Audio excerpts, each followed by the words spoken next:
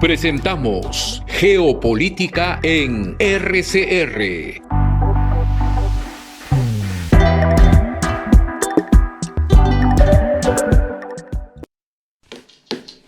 Bienvenidos amigos a esta edición especial sobre la circunstancia trágica que viven los pueblos palestino e israelí, porque la circunstancia de la guerra es trágica para ambos. Hay unos que están sufriendo más hoy día, en este momento, en este periodo, y todos están sufriendo desde hace mucho tiempo. Quiero decir que en esta ocasión afirmamos la voluntad de paz, de construcción de paz. Hace muchos años conocí al doctor Eddie Kaufman, que es un distinguido académico argentino, estadounidense, israelí, que ha trabajado en varios países del mundo con organizaciones no gubernamentales y con la UNESCO.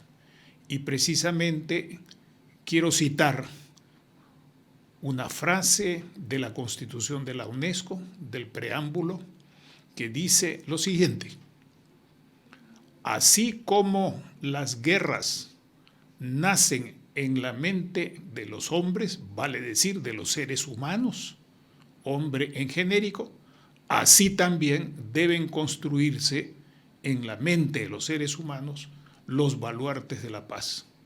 La trayectoria humana, académica y práctica del doctor Eddie Kaufman es muy distinguida. Tengo acá un extensísimo currículum que vamos a publicar y que no voy a leer ahora, de tal manera que podamos aprovechar bastante el tiempo. En esta conversación, que yo le agradezco desde hoy, anuncio también que habrá otra después del periodo de Ramadán. Y anuncio también que esperamos contar con el punto de vista y las reflexiones de otros constructores de paz que no son israelitas, ni estadounidenses, ni argentinos, ni de religión judía. Ojalá que sean árabes, musulmanes y palestinos. Estas cuestiones están abiertas y en la construcción de la paz todos sabemos que hay momentos. Quiero decirles algo más para terminar esta breve introducción. Aún en la guerra hay negociaciones. Y en años anteriores el doctor Kaufman, junto con otras personas, ha participado en negociaciones importantes para construcción de paz. Aún en guerras, diplomáticos, militares, políticos, espías y amigables componedores buscan reducir los daños de los conflictos y avanzar hacia estadios de paz, algo así como una suerte de atención primaria de salud en que lo más importante primero es evitar la muerte, de ahí en adelante hay ganancias. Quiero decir entonces que vamos a escuchar con toda tranquilidad un testimonio importante y reflexiones con proposiciones sustantivas del doctor Eddie Kaufman, a quien desde ya Red de Comunicación Regional y sus contactos nacionales e internacionales le estamos profundamente agradecidos. Vamos a escucharle en bloques de 10 minutos a modo de conferencia para que él se pueda expresar con toda tranquilidad, porque en estas cuestiones lo importante es más allá de la pauta animosa o interesante a la cual están acostumbrados los programas, escuchar con mucha atención y no solamente oír. Escuchar y no solamente oír. Con estos criterios invitamos a Eddie, por favor, que inicie sus primeros 10 minutos de presentación en la forma y contenido que él lo desee, rogándole el máximo de pronunciación estilo en castellano para que podamos entendernos muy bien. Y desde ya también le agradezco su disposición a que a través de estos humildes medios que tiene Red de Comunicación Regional podamos reactivar el interés de los peruanos y de los latinoamericanos y de otras latitudes en un asunto que nos concierne por historia y sobre todo por futuro, porque creo que nadie está jugando en la hipótesis de que esto se va a terminar con la muerte de todos. Muchas gracias, Eddie. Adelante, por favor. Bueno, muy amable, don Manuel. Yo recuerdo que nos estábamos tuteando ya como amigos, así que seguimos en cámara tuteándonos y quiero agradecerte por la invitación. La verdad es que necesito espacio para reflexionar en voz alta y qué mejor de hacerlo con un país que he visitado y conocido bien, y lo voy a hacer ahora en tiempo real. No es una conferencia que nos da en la universidad por el hecho de ser muy sabio en el tema, sino es que realmente necesitamos urgente nuevas opiniones, nuevas sugerencias de paz, y por eso para los teleoyentes, ojalá nos aguanten esta vez y la próxima, y que para la próxima ya nos vayan haciendo preguntas más que todo y sugerencias también que podrás leer o me las vas a compartir para que yo la pueda compartir. La gente que vive lejos a veces puede tener la cabeza más sana que la gente que está muy comprometida en una guerra cotidiana que ha traído enorme número de víctimas. Y claro, desde el intercambio de rehenes prisioneros, rehenes y prisioneros palestinos y rehenes israelíes que han sido tomados en los primeros días de la guerra, y también la importancia de llegar a una especie de paro humanitario si no se puede llegar a un acuerdo para poder reconstruir y terminar con temas muy urgentes de salud y de alimentación y etcétera. Así que quiero abrir este espacio agradeciéndoles a los oyentes, no sé si se dice así, en Perú. Y no puedo mejorar mucho mi castellano que estando visitando más que todo Estados Unidos e Israel últimamente se ha decaído, pero yo sé que los peruanos tienen muy buen acento, como los colombianos, y quizás también tengan buen oído para escuchar a un ex porteño de nacimiento. Bueno, está aplicando esto a fin de entrar al grano, al tema de Hamás contra Israel versus Israel.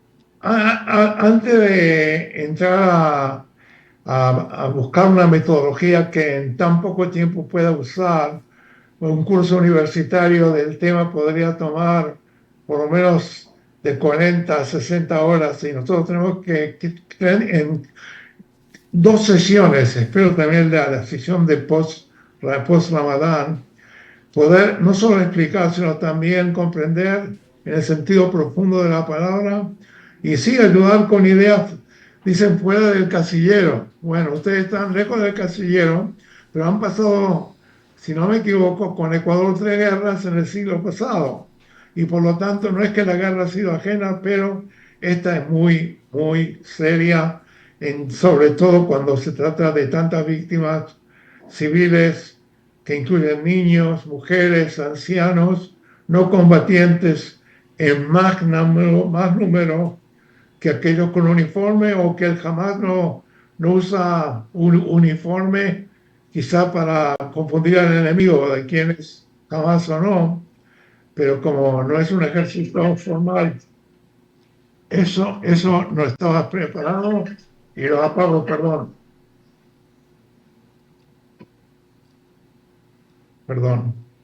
Estaba diciendo de que es una guerra un poco asimétrica, en el sentido que uno lado tiene no solo uniformes, sino que tiene ciertos acuerdos forjados por la Cruz Roja, en los cuales se promete aceptar y proteger al enemigo usando las convenciones de Ginebra, y eso lo hace posible de un nivel muy alto, mientras que el Hamas, por otro lado, no es un Estado, sino un movimiento de lucha, o guerrillero, si quieren llamarlo, o terrorista, depende un poco de qué lado uno lo mira. En esa situación, me gustaría también referirme a un tema que el programa mismo lo tiene como bandera, que es la geopolítica. porque quiero empezar un poco con eso para esta parte introductoria, para que tratemos de buscar el lugar del conflicto israelí-palestino en general y israelí-Hamás en estos momentos. Fíjense que tengo en mi mano, no sé si pueden leer el título en inglés, Perfectamente. Las y la superpotencias y sus esferas de influencia. Un libro muy importante. Gracias. Sí, ¿por qué era importante? Porque en plena Guerra Fría, mi primer libro como profesor, me animé y como había dos tabúes del imperialismo y el comunismo internacional que no se podía comparar, porque ¿cómo puedo yo comparar un diablo con un santo, no? Pero la verdad que los dos tenían más de diablo que de santo. En el sentido ese yo me atreví a decir, vamos a hacer un análisis comparado de los dos superpoderes, porque hay solo dos, y sus zonas de influencia que son adyacentes al superpoder. Estaba hablando de Europa Oriental para la Unión Soviética y estaba hablando de América Latina para Estados Unidos. Pero me animé y lo dije, vamos a comparar similitudes y diferencias, porque ya los más fanáticos de un lado u otro comenzaron ya a criticar en la prensa de Le Monde, en la opinión de Argentina, cómo es que se puede uno animar a comparar. Eso lo digo porque el tema de geopolítica y la lógica que dice, si yo no puedo controlar a mi vecino, no puedo controlar al mundo, que es lo que yo más o menos trataba de decir, para demostrar que soy poderoso, debo controlar a mi vecino. Así lo hizo Estados Unidos con la doctrina Monroe y también la Unión Soviética con la doctrina Brezhnev que invadió Checoslovaquia, Hungría, etc. Me voy de este tema para tratar de afirmar una tesis que es diferente, pero que también existe en un mundo cambiante y también en un mundo cambiante para adelante o para atrás. Y en el caso de nuestro conflicto, y sobre todo estos últimos meses o casi 2 años, sobre todo, donde tenemos un gobierno en Israel netamente influenciado no solo por la religión judía, en este caso para mal, porque también puede ser para bien, sino también por elementos muy ultranacionalistas. Y por otro lado, palestino, paradójicamente, desde que Israel se retiró de Gaza, con el afán de ver si se puede hacer algo que pueda adelantar eventualmente un retiro de la Cisjordania, de la gran parte palestina, que está al lado de Jordania y que está ocupada por Israel. Entonces, la parte geopolítica se había jugado en varias guerras, no cabe duda. Pero quienes toman ahora la manija, para así decirlo, y para tratar de tomar poder y tener poder sobre población que les sea fiel, requiere tener poder militar y poder también reprimir y también poder, lamento decir también, corrupción que les favorezca por la fuerza. En ese caso, tanto los partidos religiosos nacionalistas, que son dos básicamente, en la Knesset, en el Parlamento israelí, juegan una carta sumamente nacionalista, sumamente antiárabe y con afanes de expansión territorial, para entrar a la parte, si ustedes quieren, del programa, que también es un tema territorial. Y por otro lado, el Hamas fue el que derrocó en Gaza por elecciones, con intimidación, pero con elecciones, al gobierno que estaba al principio con Yasser Arafat y que él mismo se había moderado en sus últimos años, el partido de él llamado Fatah y su organización reconocida mundialmente, la OLP, la Organización de la Liberación de la Palestina, se había llegado a aportar su apoyo a la idea de que puede haber dos estados, un estado judío y un estado árabe palestino y un estado judío Israel. Y la posibilidad de llegar a un acuerdo en ese momento no voy a entrar mucho en eso, que no es el tema de ahora, pero era propicia y casi llegamos, si no hubiera sido lamentablemente por el asesinato del primer ministro Israeli Rabin, por un fundamentalista religioso con su pequeño sombrerito, mejor dicho, no sé cómo se dice, cuando solo tapa como el papa la parte de arriba, yo Kipa. digamos gorro, digamos, no sé cómo se dice en peruano, pero es lo que significa cubrirse paradójicamente, fíjense la paradoja.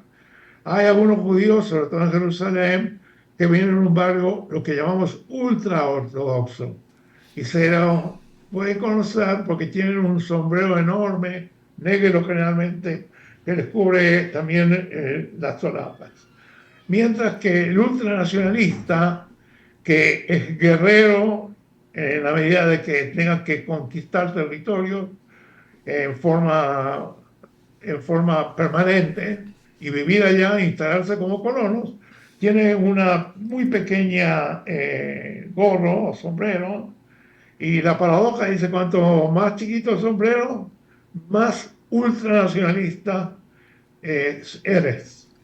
En esa narrativa un poco superficial, vengo yo a decir ahora, y casi que lo iba a leer, tengo mis notas acá, que el tema geopolítico, como otras variables, puede haber variables demográficas, que por Israel todavía una persona, un voto, y quién sabe, en la parte palestina también lo hubo.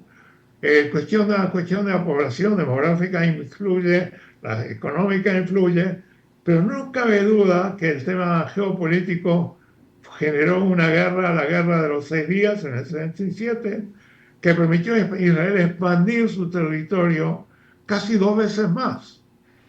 Y eso llevó a que se abra un apetito donde la religión recordó que en otros años, milenios atrás, esa fue la tierra prometida. Y acá viene la conexión quizás de la geopolítica, aunque no define exactamente dónde va la frontera, pero una creencia fundamentalista dentro de Israel que todos esos territorios corresponden a las 12 tribus, y eso es un tema por un lado. En el lado palestino, para así decirlo, el Hamas es un movimiento, uno de los dos movimientos religiosos ultra anti-israelíes, y bueno, por el momento vamos bien con eso, pero entonces estaba volviendo al tema de la cuestión territorial es secundaria a la cuestión religiosa, y cuanto más fundamentalista en estos momentos religioso se transforma en la mayoría se transforma también en ultranacionalistas, y por lo tanto la tierra prometida, por un lado es la palabra usada, y por otro lado la parte musulmana, que tiene recuerdos históricos de un imperio árabe musulmán que llegó hasta Indonesia, no puede aceptar que, si bien Israel se retiró unilateralmente de Gaza, era un buen indicio que se podía seguir negociando los territorios ocupados de la Cisjordanía, se podía negociar, y sin embargo el Hamas no dio ninguna oportunidad, porque en su visión ultranacionalista, religiosa, fundamentalista, es la tierra que se llama la tierra del Islam. Así como Indonesia debería haber sido la tierra del Islam, y Afganistán, obvio que un lugar que tiene a Jerusalén, y voy a volver al tema de Jerusalén, que es muy relevante ahora lo que estamos en los rezos en el Muro de los Lamentos y en la Mezquita del Aqsa. No sé cuánto tiempo me queda, pero confío que Manuel me va a decir cuando pasen los 10 minutos. Ya Pero te en la pasaste. apertura de esta yo quería, para resumir esta primera A parte, ver, resúmelo. en este caso no es necesariamente los territorios por su valor intrínseco, sea petróleo, sea poder económico, sino simplemente por razones, no simplemente, pero mayormente por razones religiosas fundamentalistas. Y después de los 10 minutos iniciales, sí quisiera distinguir entre religión en sí mismo, que tiene un carácter positivo en muchos lugares, y qué puedo yo más decir que con un papa como el Papa Francisco, de mi mismo origen argentino, obviamente es un ejemplo para la humanidad, a mi juicio. Y por lo tanto la religión puede ser un factor de paz, pero puede ser también un factor de guerra. En ese sentido, en la segunda parte de nuestra conversación, quisiera hablar un poco de eso y después cómo podemos organizarnos para llegar a comprender qué es lo que se tiene que tratar de buscar como soluciones, qué está en la mesa de negociación, quiénes son los actores principales que están influenciando el proceso, porque hay aliados, no se trata solamente de israelíes, palestinos, judíos y palestinos, sino también se trata de, ¿cómo se llama?, próximos o proxy en inglés, y también a grandes potencias, sobre todo Estados Unidos, donde vamos a ver qué rol está jugando en estos momentos el presidente Biden. Podría hablar históricamente desde el presidente Truman, cuando se crea el Estado de Israel en 1948, y hasta ahora siempre Estados Unidos tuvo un rol muy importante en el desarrollo de Israel.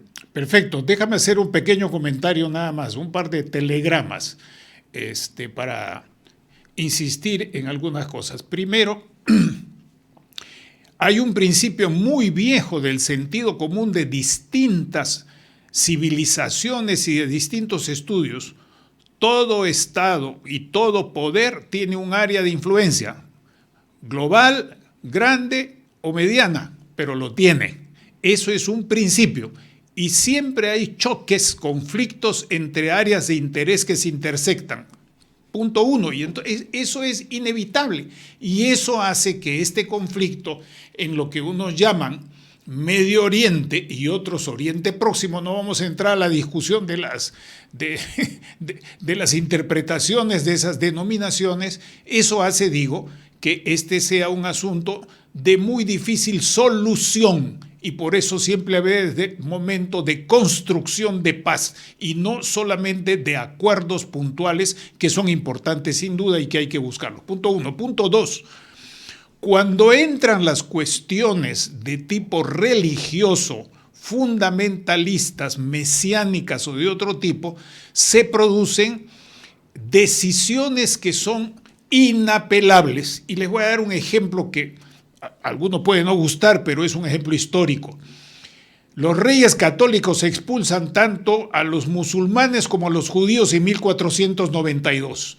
Y el argumento, en parte, es un argumento religioso, pero y eclesiástico en el sentido de iglesia, para distinguir lo que es religión de lo que es iglesia. Iglesia es el aparato, la forma como se practica, las autoridades, los subordinados, el pastor y el rebaño, por así decirlo, y la religión es la creencia. Bueno, eso es un hecho. El otro hecho importante ha sido la fundación y expansión del protestantismo, también con guerras. Iván el Terrible, en 1542 aproximadamente, primer zar de todas las Rusias, decía, no lo voy a citar textualmente, declaraba que ese zarato y ese rey, ese zar, que así se llama en ese momento, que significa César, viene a ser César en ruso, es la continuación del imperio bizantino, y dice una tercera Roma no habrá. Primera Roma, Roma, segunda Roma, Constantinopla, y él dice una tercera Roma no habrá. Y establece un criterio religioso, político, para la consolidación de ese Estado. Bueno, lo mismo ha sucedido con otros estados, con los Emiratos, con los grandes reinos musulmanes, que fueron varios. Lo mismo con los romanos cuando se transforman en Estado cristiano, cuando existe la fusión de los césares con los papas, lo que se ha llamado el césaropapismo. No quiero extenderme, quiero decir simplemente que una de las cuestiones más difíciles de resolver es cuando están de por medio cuestiones religiosas que se toman, que son inapelables. Tú crees o no crees, no puedes demostrar una cosa, tienes que creer en eso, y eso hace más difícil. Y en tercer lugar, que tiene que ver con la tercera parte a la que tú te vas a referir, y aquí termino este pequeño comentario, con tu permiso, Eddie, en lo siguiente. En este momento siguen las negociaciones a pesar del drama que se está viviendo y que tú has recordado muy bien, de los bombardeos y de todas las cosas que vemos todos los días como acción del Estado de Israel, dirigido por una cúpula nacionalista, fundamentalista, religiosa, y algunos de ellos francamente fanáticos. Esto no hay que discutirlo. Tan fanáticos como otros de Hamas, que son un brazo de la hermandad musulmana y que por eso los egipcios no los dejan ni entrar, porque saben el peligro que tiene el fundamentalismo, en este caso islámico, tanto de los hermanos musulmanes como del brazo que se llama Hamas. Eso es un hecho, no es una opinión, estoy citando hechos. Y por último, en cuanto a las negociaciones, a lo que te vas a referir al final, es importante ver que en este momento, pese a todo, hay varios estados y grupos musulmanes que no han echado más leña al fuego para apagar el conflicto. Eso es una cosa muy importante de señalar, porque si no ya estarían interviniendo militarmente otros grupos armados. Hamas y Hezbollah no son los únicos, hay otros más. Irán no es el único, están también los yemenitas y otros. De tal manera que aquí me quedo con estos dos mensajes, con estas dos ideas fuerza. Muchas gracias. Adelante ahora, Eddie. De acuerdo. Gracias por tus observaciones que creo que ayudan mucho y también a mí. Y obviamente yo dije que hay muchas variables que influyen y de la geopolítica es súper importante.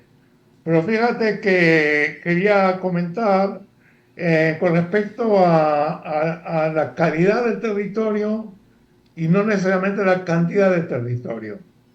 Es obvio que si hay petróleo, el territorio vale más que si no hay petróleo.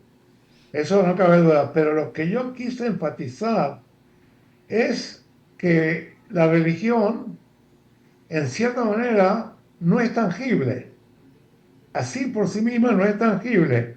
Uno puede ser muy, muy religioso y no tener ambiciones territoriales y tener una caridad por la paz increíble.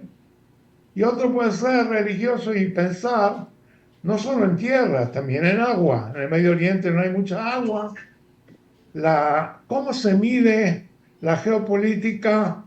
Es muy concreta, sea territorio, o sea agua, que yo también pienso, o sea minería, beneficios económicos.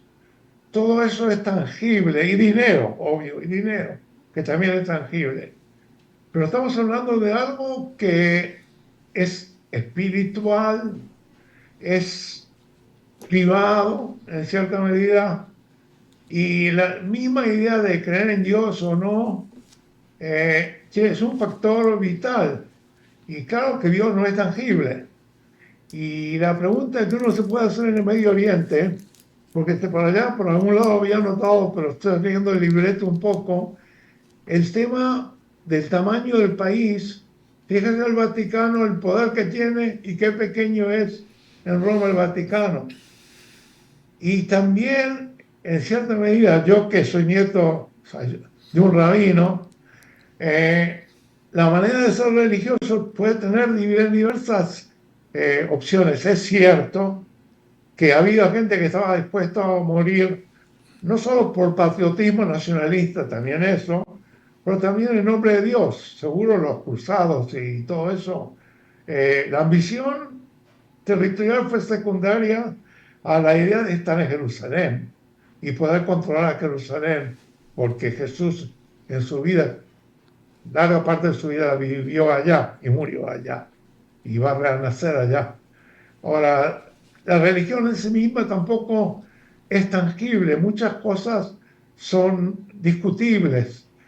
Pero yo podría abrirme un poco y decir, ¿soy religioso o no soy religioso?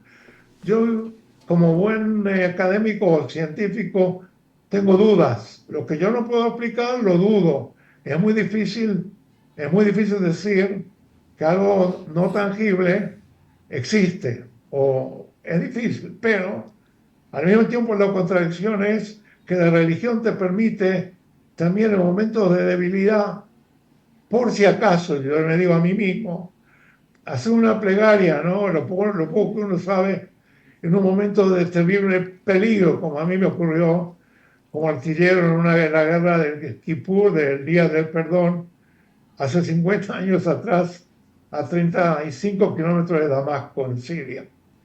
Por lo tanto, yo quisiera decir que lo paradójico de esto es que no es suma cero, la religión no es suma cero. Y uno puede ver la convivencia en Europa. No, fíjate, en Irlanda del Norte, la guerra que hubo hasta que finalmente se llegó, después de 100 años, a una paz. Así que la combinación de lo tangible y lo tangible vive al mismo tiempo. Eso es lo que quería decir, porque para mí la geopolítica es claramente tangible y es más fácil distinguirlo por kilómetros cuadrados, mientras que la parte no tangible es muy peligrosa porque es como una pólvora que se puede extender.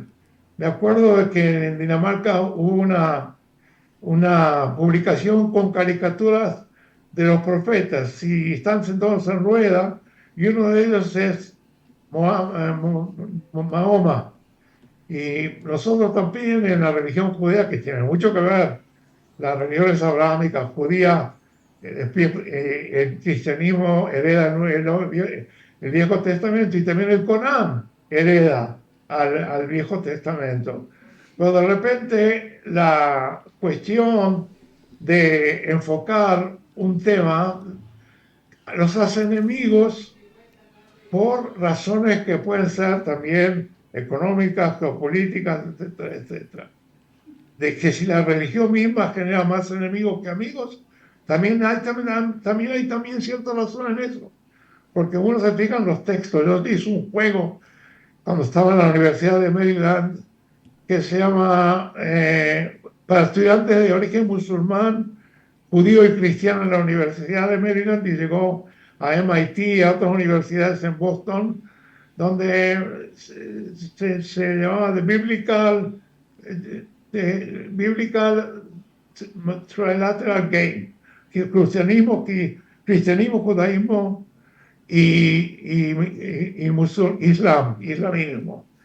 Y todo eso, teníamos unas cartas para abrir, y en las cartas que abríamos, jugando con dados, y como la metrópoli o el estanciero, y cuando ves que ibas adelante atrás de acuerdo a lo que sacaban en la carta, pues son todos proverbios de los textos sagrados. Si eran pro paz, ibas adelante, y si eran pro guerra, ibas para atrás. Si había suficiente para llenar el tablero, no es que no había, y en el judaísmo hay, y en el islam hay, y fíjate los cruzados, fíjate la Inquisición, no es que ir muy lejos de encontrar algunas célebres frases de líderes religiosos, políticos, etc. Entonces, a mí te agradezco mucho tu intervención, porque eso me permite salir un poco adelante, pero ahora, en estos momentos, sobre todo después de la caída de la Unión Soviética, donde Samuel Huntington, en forma atrevida en Estados Unidos, dijo que la próxima guerra mundial va a ser de Islam versus West.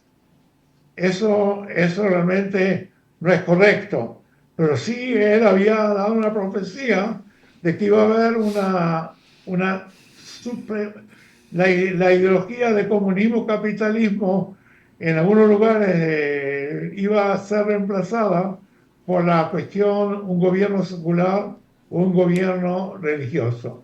No tuvo razón a nivel mundial, pero sí en el Medio Oriente ha ocurrido, y como tú dijiste, con la idea del Islam, que era panislámico obviamente, y ahora mismo, para volver a finalmente tocar el tema también del rol de Irán, que es muy importante, pero lo voy a mencionar ahora solo unas pocas palabras. En la guerra actual en la zona de Gaza, que todavía no tiene nombre oficial la guerra, ¿cómo se va a llamar? Porque había una guerra que se llamó también Ramadán, cuando fue la guerra del 73, que fue también en mes de octubre, Egipto e Israel. Pero acá, en estos momentos, el tema de factores que tienen que ver con otras variables tienen que introducirse. Bueno, paso a lo que yo quería ser el centro de la segunda intervención mía y decir, bueno, ¿qué metodología podríamos usar una vez que más o menos definimos la complejidad de unas guerras, que entre guerra santa y guerra geopolítica y económica, todo eso se mezcla y sale lo que sale? A veces una minoría religiosa toma el poder, a veces una mayoría religiosa toma el poder, pero aún quiere aumentar el poder de ella. Ahora, lo que yo pienso desde el punto de vista metodológico, de cómo podemos estudiar en forma universal, así en todas las universidades, para así decirlo, en un lenguaje que sea accesible. Nosotros en los proyectos que buscamos lo que llamamos en inglés problem solving o soluciones a problemas, con ese sentido de responsabilidad social. Los médicos tienen una gran responsabilidad social, tienen una gran ética, yo diría casi a nivel mundial, gran respeto por la profesión. Ellos diseñaron lo que era importante en su profesión y nuevas profesiones como derechos humanos en la política internacional o en la transformación de conflictos, que es lo que a mí más me motiva. En esa influencia de la metodología médica hay tres cosas muy claras. Está el diagnóstico, está el prognóstico y está lo que llamamos el curamiento o el tratamiento. El médico va a decir, si yo no hago en primer lugar un diagnóstico, no voy a saber qué medicina, qué operación para hacer luego. Eso no cabe duda. Todo médico va a hacer eso como la primera parte de su trabajo. La segunda parte de su trabajo es preguntarse, bueno, pero si tengo que cortar una pierna, o le puedo dar una inyección cada mes que le va a permitir salvar la pierna, pero va a tener un dolor determinado, costo-beneficio. Y claro, la cuestión de la prognosis se plantea también a nivel de guerra-paz. Por ejemplo, en muchos de los proyectos que hemos hecho, hemos dicho, bueno, digamos, tres escenarios mínimos. Si intervenimos, si la situación sigue y yo solamente pienso cómo va a seguir sin intervención mía, puede ser que esté peor, se va a hacer peor, el cuerpo se va a hacer peor, o va a seguir igual, está estancado para toda la vida. Le cortamos una mano, pero ya está, y todo el resto está enriqueciéndose usando lo que queda. Entonces, digamos, ya no hay nada que hacer. Statu quo lo llamamos. Estaría mejor, estaría peor, estaría statu quo, o estaría mejor. Y el médico quiere que esté mejor. Nosotros, en nuestra opción, digamos, de ciencias sociales, sí quisiéramos como nuestro código ético de que la situación se mejore. Cada uno puede tener su opinión, como digo, la gente fundamentalmente religiosa tiene una opinión que uno puede divergir, pero a nivel universal, a esta altura del partido, como se dice, El consenso es básicamente respeto a los derechos humanos, democracia y paz.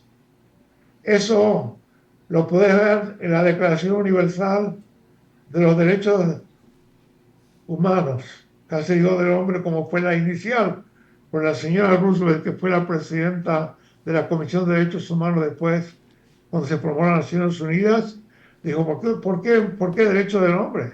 Derecho de humanos, somos todos humanos. Así es.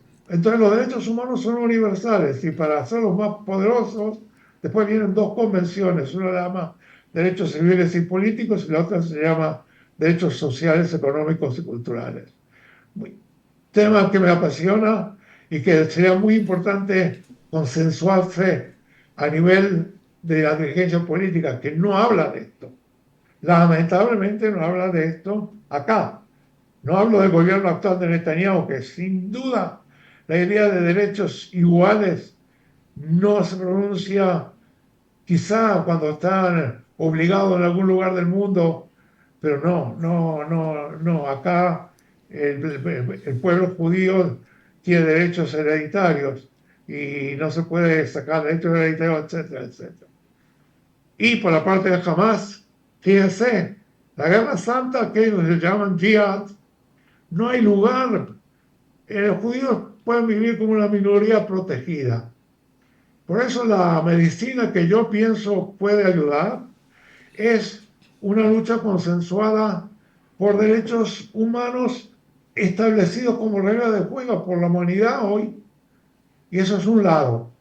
Pero por otro lado también está la parte de cómo podemos transformar el conflicto. Y de eso es lo que yo quiero hablar después de que termine el Ramadán.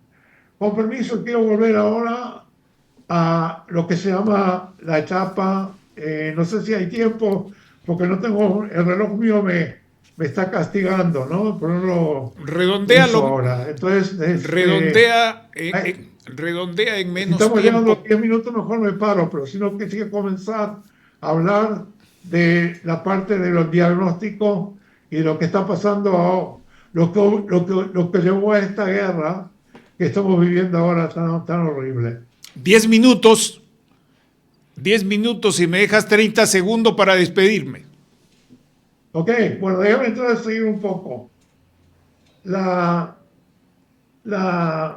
Hay muchas creencias acá en el Medio Oriente que a veces los llaman también planes, pero realmente están basados en creencias que se pueden discutir a nivel político, me refiero, o histórico. Estaba la idea, por ejemplo, de que no se puede hacer paz con los árabes en Israel. ¿Y por qué?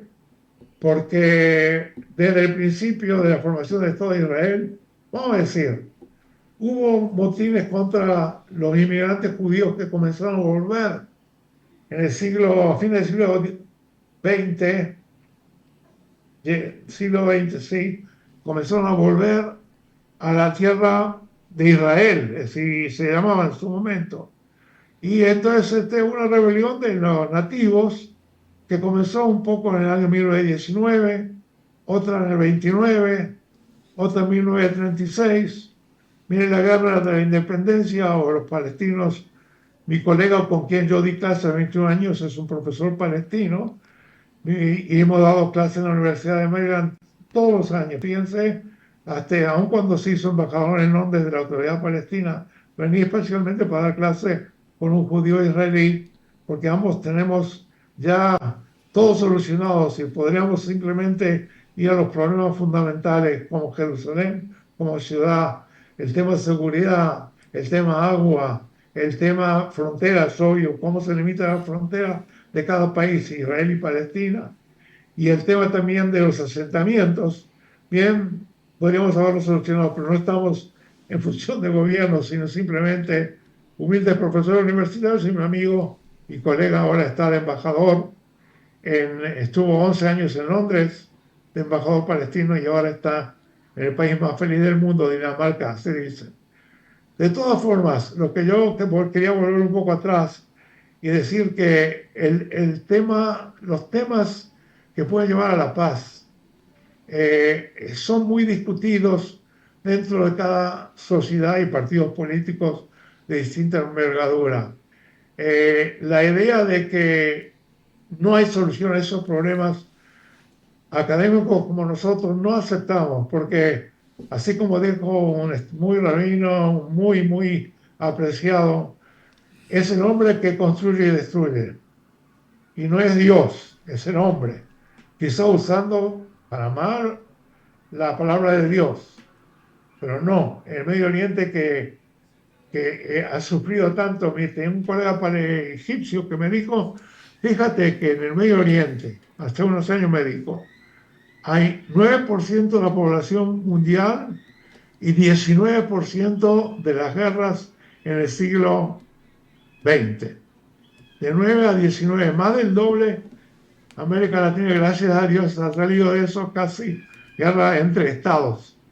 Después nosotros tenemos guerra entre estados, pero Israel, acá termino, si tengo un minuto más, Israel, que ha tenido guerra cada 10 años, empecé contando, pero 48, 56, 67, 73, donde yo participé, 63, 81 Líbano y 91 Saddam Hussein y Irak.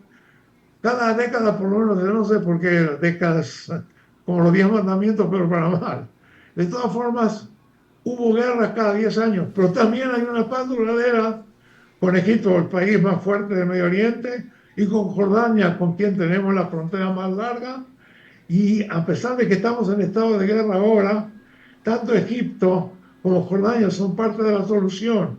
Y Egipto activamente, como ustedes saben, está involucrado en la búsqueda de la solución. Aquí me paro por el momento. Mira, te agradezco bastante. Yo quiero hacer una pequeña acotación, que la dimensión intangible, que es el conjunto, ideología, como la definía Armand Cuvillier. ¿Te acuerdas de Armand Cuvillier, de nuestros años mozos cuando estudiábamos ciencias sociales? El conjunto de ideas y creencias que expresan la conciencia social de un grupo. Y también está en la tradición marxista. Stanislav Ossowski en Polonia decía prácticamente lo mismo, y otros más. Bueno, esta es una dimensión hoy día, tú sabes mejor que yo, solamente estoy permitiéndome subrayarlo, tan importante como los recursos de un Estado o la localización de un Estado, ¿verdad? Entonces quería subrayar eso. Y hoy día eso está multiplicado, porque hoy no existen las viejas autoridades de las ideas y creencias o académicas como existían antes, porque vivimos en un mundo que se ha licuado y que cada quien es dueño, amo y señor de sus creencias, y éstas se multiplican a través de las redes. No obstante esto, los académicos saben, y estudiamos eso, y yo lo sigo, que estas redes no son absolutamente licuadas, sino que hay como ciertas licuadoras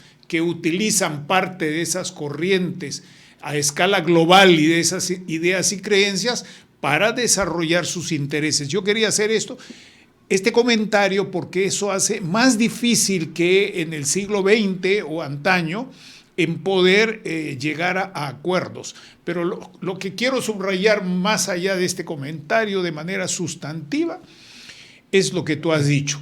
El enfoque de la solución tiene que ser participando y no tratar de llevar gasolina de alto octanaje para apagar el incendio. Eso es absurdo, completamente absurdo. Y la participación es difícil porque si no se superan los fundamentalismos, es imposible aceptar la noción de derechos humanos, porque siempre habrá, citando al viejo autor de La rebelión en la granja, unos ciudadanos más ciudadanos que otros, ya sea por la fundamentación judaica o la fundamentación católica o la fundamentación islámica. Entonces es una tarea difícil, pero yo estoy seguro, Eddie, que después de Ramadán seguiremos conversando, y quiero decir, si me lo permites, de hecho me tomo la libertad de pedirte que continúes trabajando en estas aproximaciones convergentes y no en lo que en la teoría política de relaciones internacionales llamamos aproximaciones divergentes, vale decir choques, sino más bien buscar espacios de realización. Y esto es difícil para los ciudadanos de un estado o de otro, porque los palestinos que están en Gaza votaron por Hamás y Hamás echó a la autoridad palestina a balazos. Y los israelitas que están en Israel votaron por Netanyahu. Entonces es una circunstancia muy difícil y solamente quiero agradecerte y pedirte que sigamos reflexionando y compartiendo tus planteamientos con esta audiencia positiva e interesada. Muchas gracias de todo corazón, Eddie. Tengo 10 minutos ahora todavía para una despedida con mucho gusto, no 10 minutos, sino ¿cuántos minutos? 2 minutos. Dos. Bueno, yo puedo decir que quisiera esperar que alguno de los teleoyentes se interese de todo corazón del tema, porque no estamos hablando de algo teórico, estamos hablando real time. Ahora comenzó el Ramadán, que así como uno puede leer en Google, es un ayuno de 30 días en busca de paz, Y sin embargo, acá está haciendo la guerra, y desde un hospital ayer, para dar un ejemplo, en Gaza, tremenda guerra porque estaban escondidos de vuelta en un túnel de un hospital. Entonces, lo que yo le pediría a los teleoyentes en este breve espacio sería, si fuera posible, lean todo lo que puedan leer sobre este tema de la guerra, que sin nombre, que se llama la guerra de Gaza, pero tampoco me gusta mucho eso, habrá que buscar un nombre más incluyente, Israel-Palestino. Pero si ustedes buscan la información, sería muy bueno si tienen preguntas que se nos envíen a don Manuel, al correo del programa, para que nosotros en este espacio, faltan para terminar el mes de Ramadán poco más de 2 semanas. La guerra comenzó el 7 de octubre, va a ser medio año, a fin de que podamos llegar a no solamente una pausa humanitaria, sino un paso más adelante, que sería en un acuerdo con la autoridad palestina competente, un acuerdo de paz que ya se formuló y varias veces llegó. Tendrá que haber elecciones en Israel, cambio de gobierno, todo eso. Pero nos gustaría recibir preguntas que nos ayuden a explicar mejor con don Manuel, pero también sugerencias. Si ustedes estarían por acá, en la Tierra Santa, ¿qué nos sugieren que podamos hacer? Porque, como decía, estar muy cerca nos hace ciegos a veces. Y aquí termino con la esperanza de que todo vaya mejor. Compartimos tu esperanza en el mejor y más robusto sentido de la palabra, y no como Cioran dijo alguna vez que la esperanza es una virtud de esclavo. Esta no es como la novela de Vargas Llosa, La guerra del fin del mundo. Tenemos que ir más adelante y construir desde dentro y desde fuera estas soluciones que a veces parecen imposibles. Todo es posible si hay voluntad y decisión de hacer ciertas renuncias y hacer correcciones sustantivas, mutuamente o multilateralmente. Muchas gracias nuevamente, Eddie. Hasta muy pronto. Adiós.